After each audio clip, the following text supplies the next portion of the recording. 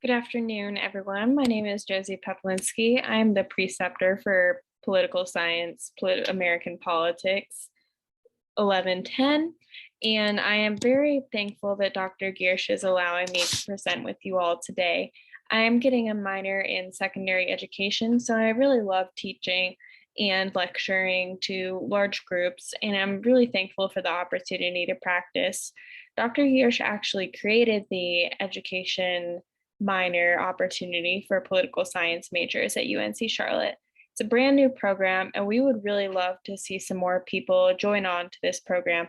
We are both really passionate about recruiting teachers to the field, and we would love to answer any questions that you all might have about this process of getting a teaching degree at UNC Charlotte. Let's start with some reminders about upcoming classes. Remember that the second quiz is due on Canvas this Thursday at midnight. We will have no class next Tuesday, October 12th for fall recess, and therefore the next homework assignment that will be due is Chapter 7 homework, which will not be due until the following Tuesday, the 19th at 1 p.m. If you all need any help with homework or preparing for the quizzes, please feel free to email me. My email is listed here. I can also help with grade problems with Poll Everywhere or Sage and Canvas not syncing properly. And I also have virtual office hours on Zoom on Thursdays from 1 to 2 p.m. Email always works with simple questions, but if you want to walk through homework assignments together or if you want help preparing for quizzes, I'll be very happy to work with you individually during those times. So let's get into Chapter 6, Political Participation. Political participation refers to how people act to shape the laws and policies of the nation. This, of course, would include voting in national and state elections. However, it includes much more than that. It includes joining advocacy groups. Examples might include the National Rifle Association, the National Right to Life Committee, or even more niche groups like the National Association of Latino Elected and Appointed Officials. There are also advocacy groups on campus that you can join. We have a chapter of Amnesty International on campus and 49er Democracy Experience focused on political mobilization, for example. Political participation also includes joining protests. We'll talk about a few examples today, including protests for minimum wage increases and protests for college campuses to handle accusations of sexual assault differently. There are pro-life protests, Black Lives Matter protests, women's marches. There are protests for just about any political issue you can imagine. The point of this is to say that there will be an advocacy group or a protest that you will be interested in. If you have any specific interest, there will be a group for you.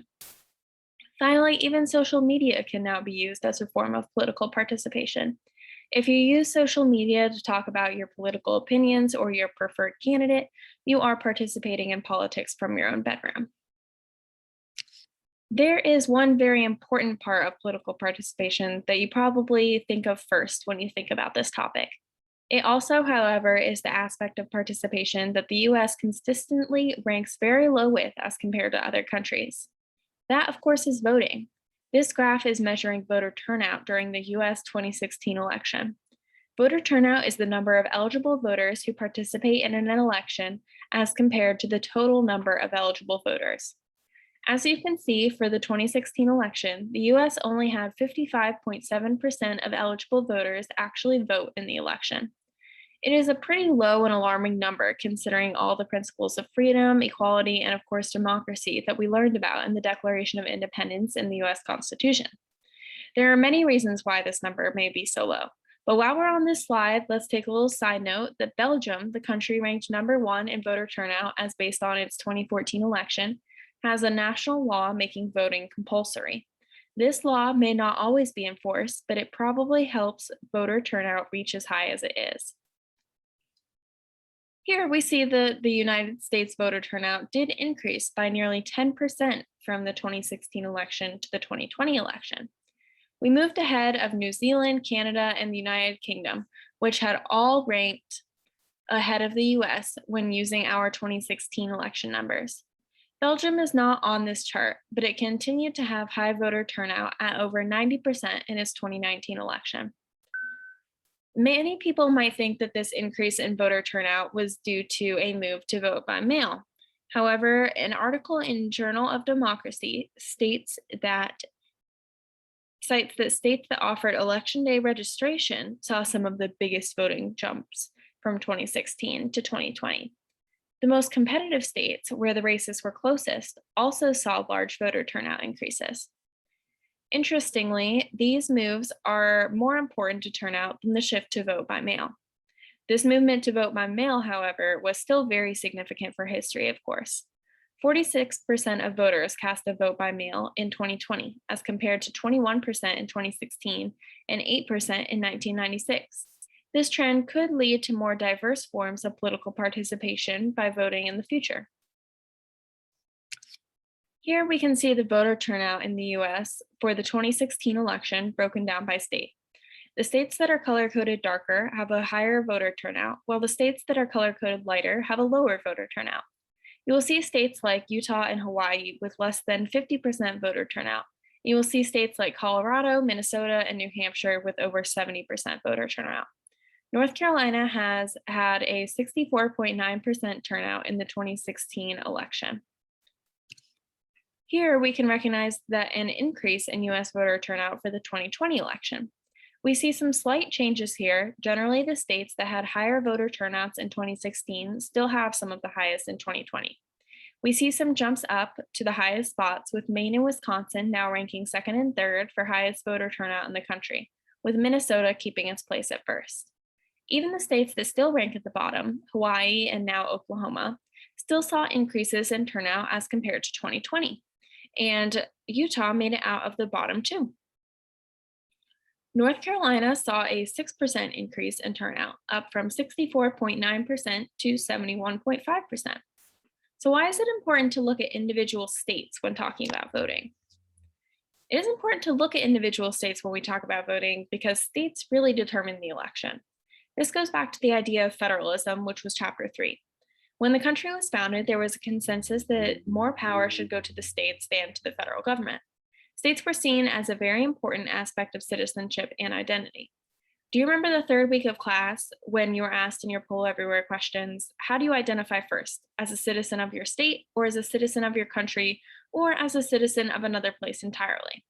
200 years ago, it would be extremely likely that 99% of people would identify with their state first and then with their country. Therefore, they wanted their state to be united in voting. Now, people's identities may be a bit different. Some people argue that the Electoral College is outdated because it allows a candidate to win the popular vote, but not the presidency. This, of course, happened to Trump and Hillary Clinton in 2016, Cleveland and Harrison in 1888, and Bill Clinton and Al Gore in 2000. How the Electoral College works is that it gives each state a number of electoral votes. The number of votes each state receives is based on the number of representatives it has in Congress. So it's 2 members of the Senate, which every state has, plus its members of the House of Representatives, which varies by state population. The House of Representatives is maxed out at 435 members.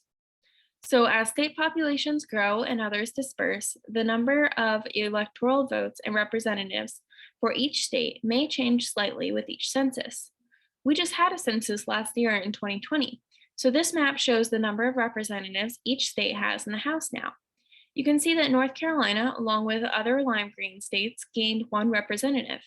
To see how many electoral votes each state has, just add 2 for the number of members in the Senate to the number of any state here. Whichever candidate wins the majority of votes in that state will win all of the electoral votes for that state. For example, let's look at the next slide. During the 2020 election, North Carolina had not yet officially gained that extra seat in the House from the census, so we had 15 electoral votes at the time. In 2020, Trump had 50% of the vote in North Carolina, and Biden had 48.7% of the vote, with the rest going to third-party candidates or write-in candidates. Even though Trump won the vote in North Carolina by only 1.3%, all 15 of the electoral votes for North Carolina went to Trump. Some people think that this is unfair, but other people see it as a way to keep state identity and unity alive. The point of all this is to say that voter turnout has traditionally been very low in the United States. Voter turnout is a very important aspect of political participation that should not be ignored. Elections have been extremely close, and many elections are truly determined by which voters are motivated to vote. Additionally, just because our most recent election was strong in voter turnout does not mean that the trend will definitely continue. We should all keep that same energy going and remember to vote in every election. That being said, there are many other forms of political participation, like protests and activism. For example, a group of residents in each of the countries listed were asked, which of the following did you do in the most recent election? Talk to other people to convince them to vote for a particular party or candidate, or show your support for a particular party or candidate. Examples of doing the latter could include attending a meeting or putting a poster, yard sign, car sticker, or flag around.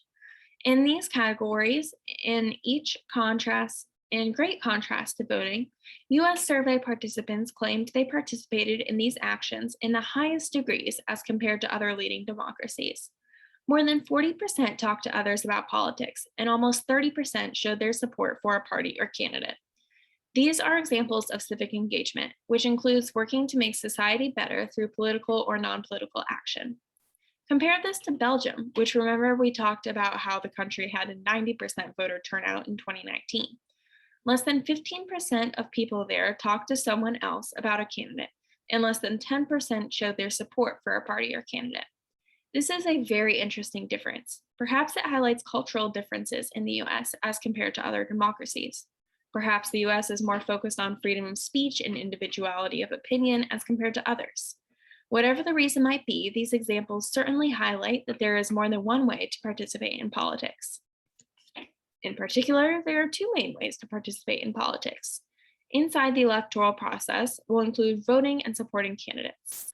Outside the electoral process will include joining in group efforts to influence the government in contacting elected officials. Now we discussed working inside the electoral process through voting. So let's discuss some examples of working outside the electoral process through protesting and activism. The examples I am going to share are mostly carried out by young people and college students and are also discussed in the textbook. Let's go to an example of a modern protest showcasing political participation. There are many people who protest for a rise in federal or state minimum wage. This talk has been prominent for years, but it is especially relevant now with the labor shortages across the country.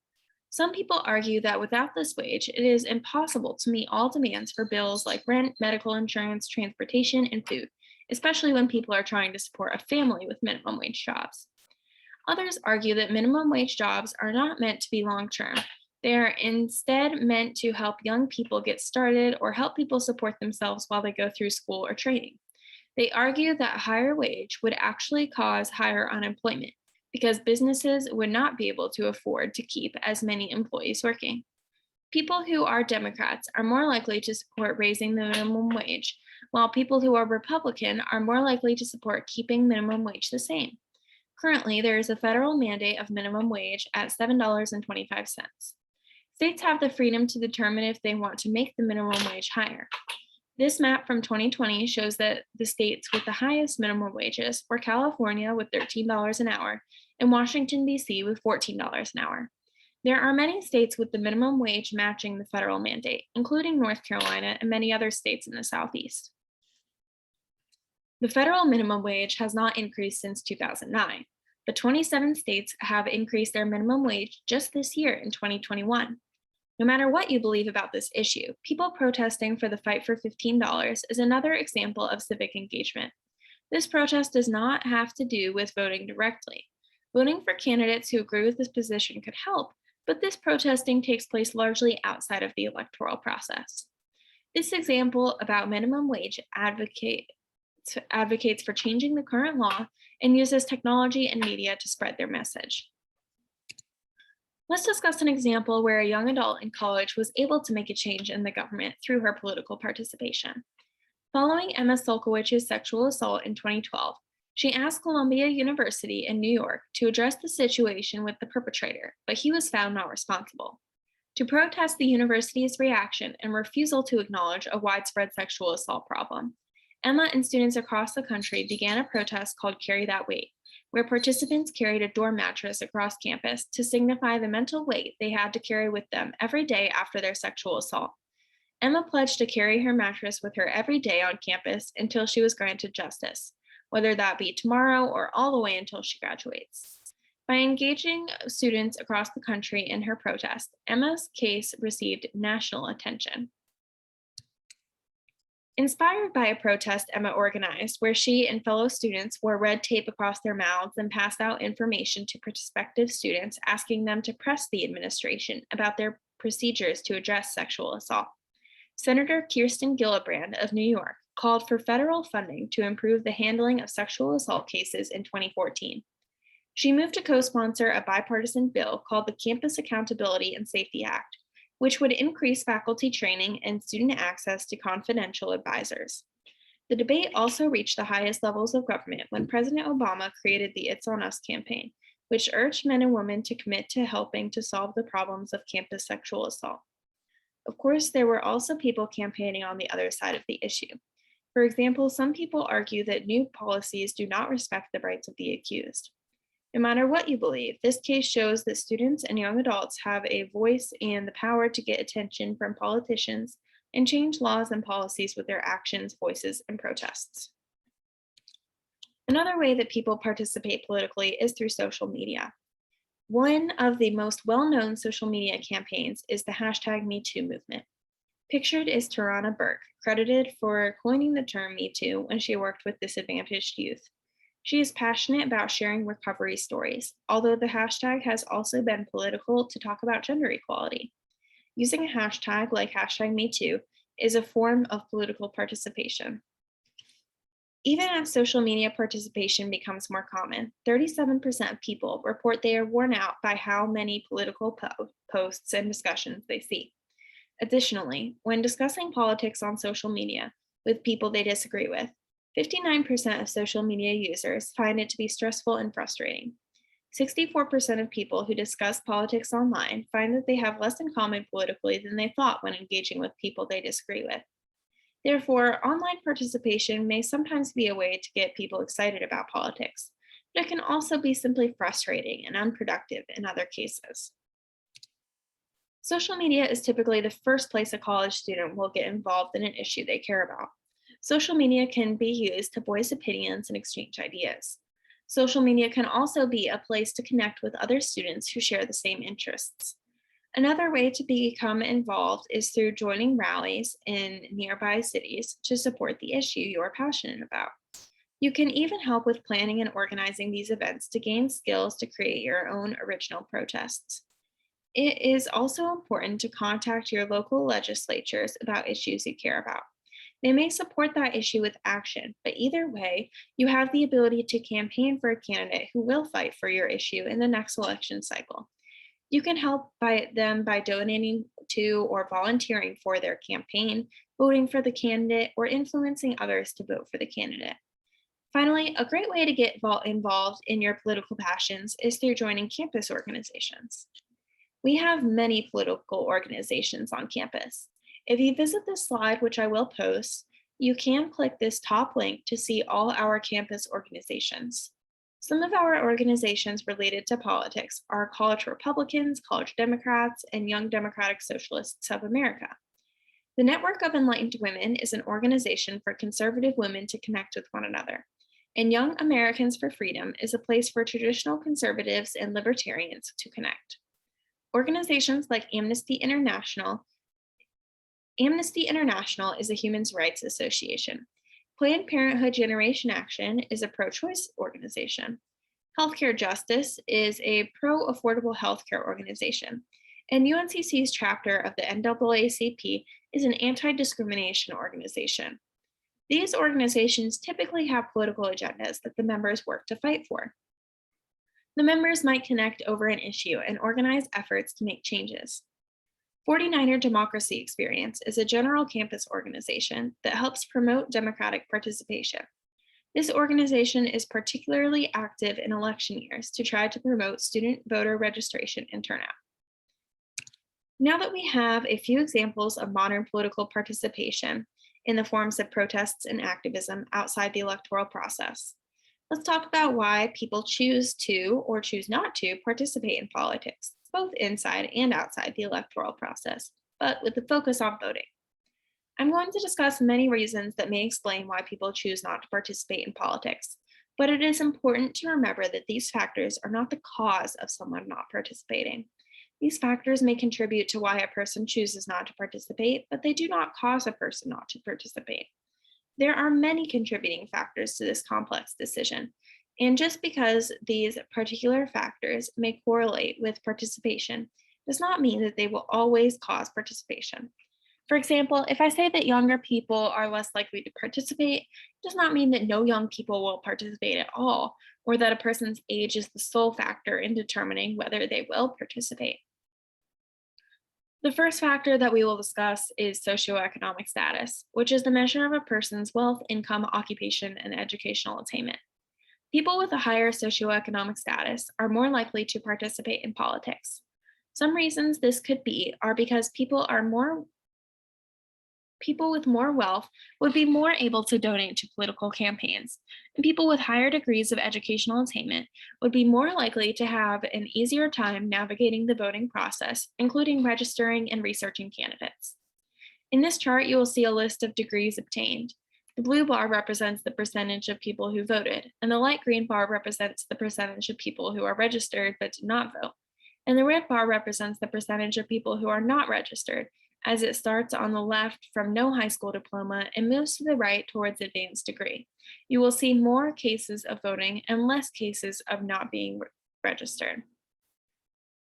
Another factor that affects political participation is political efficacy, which is one's confidence that they will make an effective political change.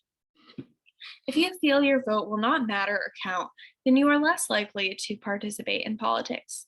People with higher levels of education are more likely to have higher senses of political efficacy. A third factor that affects political participation is age. Young people are less likely to participate in politics than older people. On the right, you can see a graph comparing voter turnout for ages 65 plus to voter turnout for ages 18 to 24. In 2012, people aged 65 plus had a 71.9% turnout rate, while people aged 18 to 24 had only a 41.2% turnout rate. Some reasons why this might be a trend include that older people tend to have higher incomes and more free time. Also, registration may be difficult for college students. Gender may affect political participation, if slightly. Before 1980, men voted at higher rates than women. Since 1980, women have voted in higher rates than men. Racial and ethnic identities may also influence voter turnout. The gap between African American and white voters is decreasing, although it should still be improved to be made equal. A very troubling comparison now is the difference between white and Hispanic voters. On the chart to the right, you can see that in 2014 elections, the turnout of white voters was 45.8%, while the turnout of Hispanic voters was only 27%. This disparity could be occurring due to language barriers or because the Hispanic population tends to be younger, which suggests that voting demographics could change drastically as this population ages. Partisan attachment will also affect whether people choose to vote. If people feel very strongly towards one party or another, they will be more likely to vote. If they do not feel very attached towards one or the other, they will be less likely to vote. Committed members of the party will participate in formal or informal voter mobilization, in which they attempt to convince others to vote for their candidate. There are also legal barriers to voting. Every citizen 18 and older has the right to vote as of the 26th Amendment. However, there are exceptions to this rule. Felon disenfranchisement states that people convicted of felony crimes cannot vote. Registration requirements make it difficult for the homeless and people facing displacement to vote. Voter ID laws have a similar effect. People who are homeless likely do not have a photo ID or a driver's license. Younger people may also not have this documentation. If the image you can see that right now is up to the states to determine if they want to have a voter ID law, although this may eventually be addressed nationally, since it has received widespread criticism as a discriminatory policy that is arguably against the Voting Rights Act of 1965. People who think that voter ID should be required want this policy because they want to prevent voter fraud, or people pretending to be people they are not in order to vote. North Carolina actually voted for this law last year, but it was not implemented yet because it was so controversial as to whether it was even constitutional. The image you will see that red and orange states have photo ID laws. Green and teal states require ID, but it does not necessarily have to be photo ID. And states colored blue currently have no law required by ID. Have no law required ID. Some policies are put in place to attempt to overcome legal barriers to voting. Absentee ballots allow voters to be completely to absentee ballots allow votes to be completed before election day. This helps people who have work schedules where they cannot take time off on election day to vote. You may have experienced the motor voter law. Now, when you go to the DMV, they should ask you if you would like to register to vote. This is a way to help everyone become registered, since the DMV is a common place for all residents of an area to need to go at some point. States that allow online voter registration have less barriers to voting and may therefore be more likely to have a higher voter turnout. Online registration can be easier than registering by mail. States that allow same-day voter registration allow voters to walk in to vote on election day and register at the same time. This also helps eliminate some barriers to voting, as people may be confused about the registration process. If they are able to register the same day, they will receive assistance from a volunteer who can help them complete their forms correctly. Finally, election-specific factors also cause changes in political participation. Voter turnout is 15 to 20% higher in presidential election years as compared to midterm election years, as you can see in this graph. Additionally, ballot runoff influences voters, which is when voters vote only on the mainstream races and leave smaller races throughout their ballot blank.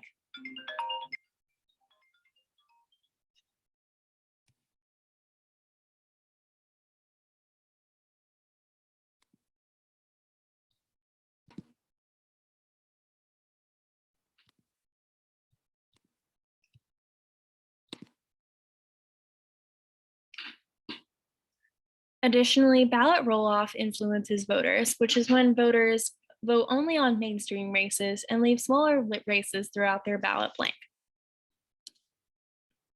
Martha Croft is a faculty member in the Department of Political Science and Public Administration here at UNC Charlotte, and she is our election and election reform expert. She wrote Helping America Vote to address election administration problems and the barriers between the people and the election process. If you plan to take more political science classes here, consider taking a voting and elections course with Dr. Croft. Finally, please register to vote if you are eligible. If anyone here is not yet 18, you can go ahead and register once you are 16 to be prepared for the next election year. College students have the freedom to choose whether to register with their home address or with their campus address if you live on campus.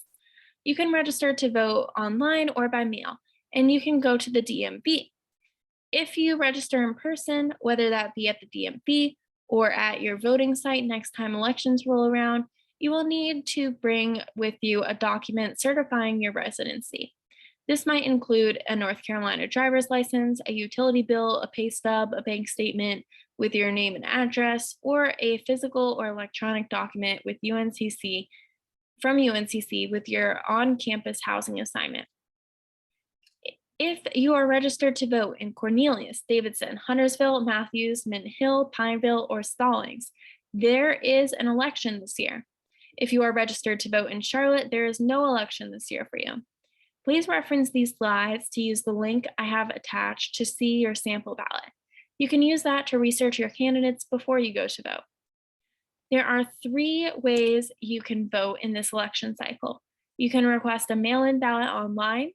You have to be registered to request a ballot. Once you receive a ballot, you must send it back on November 2nd, which is election day. Even if the office does not receive it on November 2nd, but it is postmarked on November 2nd, they will count your vote. You can vote early. You are not assigned to an early voting location and can go to whichever is convenient for you. I have a link here in early voting locations, which will be open from October 14th through October 30th. You can also register on the same day if you go to vote at any of these early voting locations. Finally, you may choose to vote on Election Day, November 2nd. If you choose to vote on this day, you have to go through your assigned location. You can stop by any time from 6:30 a.m. to 7:30 p.m. You can use the link here to find out what your assigned location is. Since this is not a main election year, there will likely be low turnout. If you go to vote, you will have a huge influence over the results. Local politics really control our immediate lifestyles much more than national politics. I would strongly encourage you all who are eligible to participate in this election. Do y'all have any questions for me today?